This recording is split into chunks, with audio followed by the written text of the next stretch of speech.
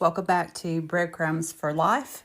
I'm really glad you're here today. This is Frances, and I want to ask you something. Have you ever felt totally worn out, but couldn't point to a single moment that made you feel that way? It's not always about doing too much. Sometimes it's about slowing down long enough to process any of it. We carry moments from our week, our stress, our joy, our confusion, our misconnections, and when we don't reflect, it just piles up. But what if the real rest we're craving doesn't come from doing less, but from seeing more clearly? And that's something I've learned from Teresa McCloy's book, Do What Matters, Live from Rest, Not Rush.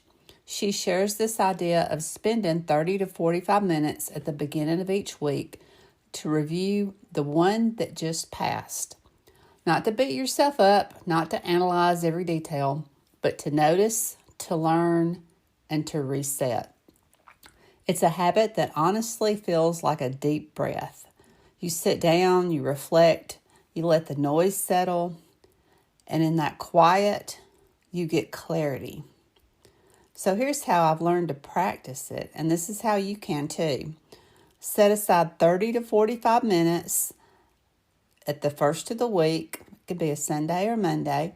Block it like an appointment with yourself with no guilt. And ask simple, honest questions. What gave me life this week? What drained me? What did I learn about myself? And I'll give you a hint on this. If you would document for 5 minutes something that was a win for you, something that was a struggle or a strain, what drained you, and then something that you learned, like an aha moment. If you'll do that every day at the end of the day, you can go back and look really quickly at your week, and you can move a little bit quicker, but you also have a reminder.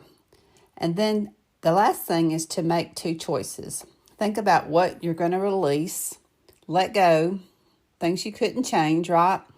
And think about what you want to carry forward. What things were great things that you want to continue to do. This small rhythm has a big impact. It gives your heart room to settle and your week a fresh start. And the best part, you don't have to have a new planner or a big system. You just need the willingness to slow down and reflect. And that's a big part of resting, is to slow down and reflect, and it kind of gives yourself permission to rest. Not by stopping everything, but by finally seeing everything for what it is. Because clarity is its own kind of peace, and you deserve to start your week from a place of purpose and not pressure. Thanks for listening today.